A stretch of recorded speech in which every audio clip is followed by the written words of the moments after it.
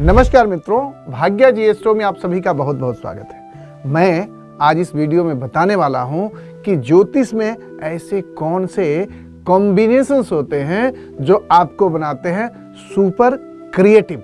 कई बार हम किसी व्यक्ति की अद्भुत क्रिएटिविटी देखकर यह सोचते हैं कि आखिर ऐसा क्या है जो उसे बाकी लोगों से अलग बनाता है। क्या यह केवल अभ्यास का फल है? क्या यह सिर्फ लगन का परिणाम है, या इसके पीछे कोई और गहरी अदृश्य शक्ति है जिसे हम साधारण दृष्टि से नहीं देख पाते।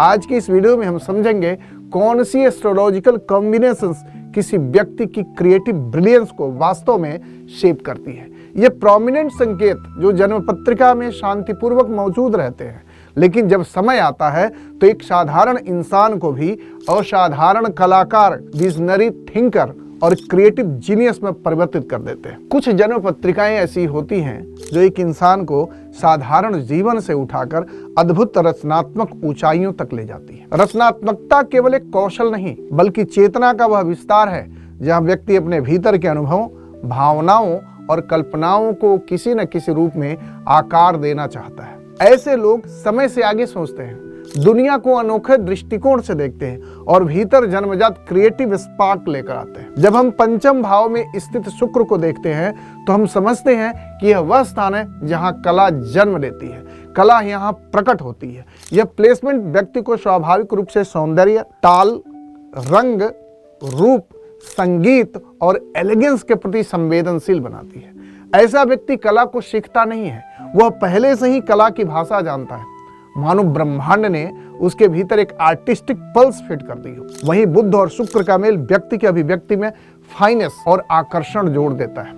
ऐसे लोग बोलते नहीं, वो बोलते हुए भी चित्र बनाते हैं, और लिखते नहीं, वे हर शब्द को जीवंत कर देते हैं। उनका संवाद, उनकी सोच, उनकी आवाज तक में एक अचूक आर्टिस्ट्री होती है। जब पंचमेश चंद्रमा या नेपच्यून से जुड़ जाता है तो व्यक्ति की इमेजिनेशन केवल एक विचार नहीं रहती, वह भावनाओं को वहीं से उतरकर एक साइकिक डेप्थ हासिल कर लेती है। यह वह क्रिएटिविटी है जो दर्द, प्रेम, करुणा और सूक्ष्म भावनाओं को इतना गहराई से महसूस करती है कि कला स्वयं हीलिंग की भाषा बन जाती है। नेपच्यून का स्पर्श किसी भी ग्रह को इंट्यूटिव बना देता है, यानी व्यक्ति कल्पना नहीं करता, वह कल्पना को महसूस करता है। राहु अगर पंचम भाव में बैठ जाए तो यह व्यक्ति की क्रिएटिविटी को पारंपरिक सीमाओं से मुक्त कर देता है। यह वह प्लेसमेंट है जो कला को अनयूजुअल, बोल्ड, एक्सपेरिमेंटल और फ्यूचरिस्टिक बना देती है।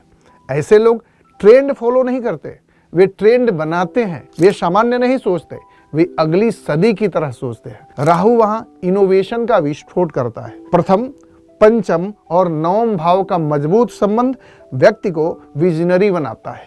यह केवल कला नहीं रचता, वह ज्ञान, कल्पना और दर्शन को मिलाकर कला को एक हायर पर्पस देता है। चंद्रमा यदि मीन, तुला या वृषभ राशि में स्थित हो तो व्यक्ति की sensitivity, aesthetic awareness extra ordinary हो जाती है। वह सुंदर को सतह पर नहीं देखता, वह सुंदरता की फ्रीक्वेंसी को महसूस करता है।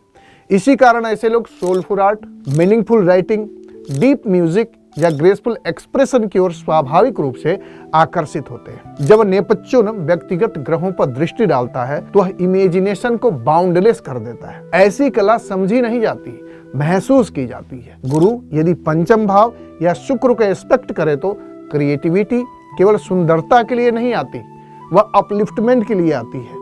ऐसे लोग ऐसे रचनाकार बनते हैं जिनकी कला दूसरों को हील करती है, समझाती है, बदलती है, प्रेरित करती है। बुध अश्लेषा, रेवती या पूर्वा फाल्गुनी नक्षत्र में हो तो कहानी कहना व्यक्ति की आत्मा में समा जाता है। इस प्लेसमेंट में व्यक्ति लेयर्ड थिंकिंग और रिच इमेजिनरी के साथ कहानी को जीवित कर देता है। वहीं तृतीय भाव मजबूत हो तो क्रिएटिविटी केवल विचारों तक सीमित नहीं रहती, वह रियल वर्ल्ड में आकार लेती है। यही वह स्थान है जहां इमेजिनेशन एक्शन में बदलती है और व्यक्ति अपने विचारों को टेंजिबल रियलिटी में ढाल पाता है।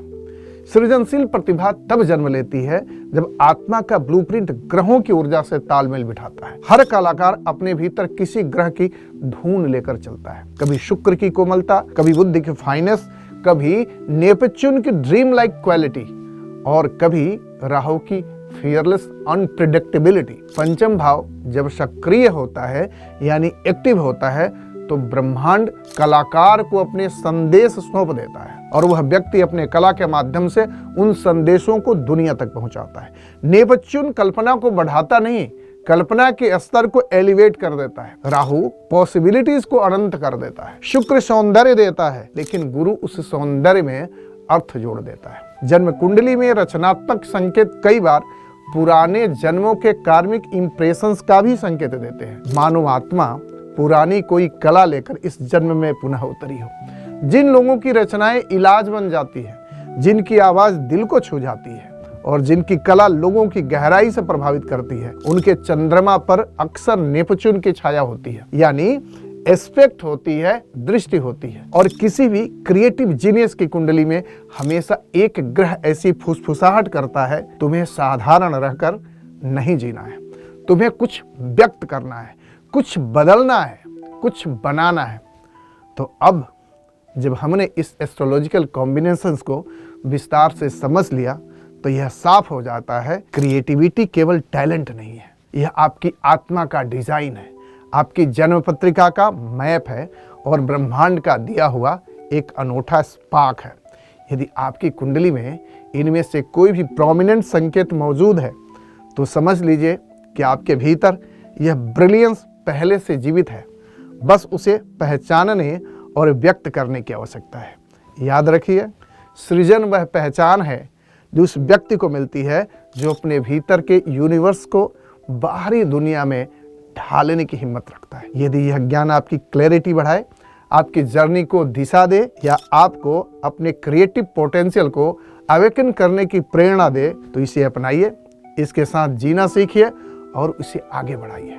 हम फिर मिलेंगे एक और गहरी, इंसाइटफुल और ट्रांसफॉर्मेटिव ज्योतिषीय चर्चा के साथ। तब तक अपनी ऊर्जा को बढ़ाए रखें, अपनी क्रिएटिविटी को बढ़ने दें और इनर लाइट को हमेशा जगाए रखें। धन्यवाद।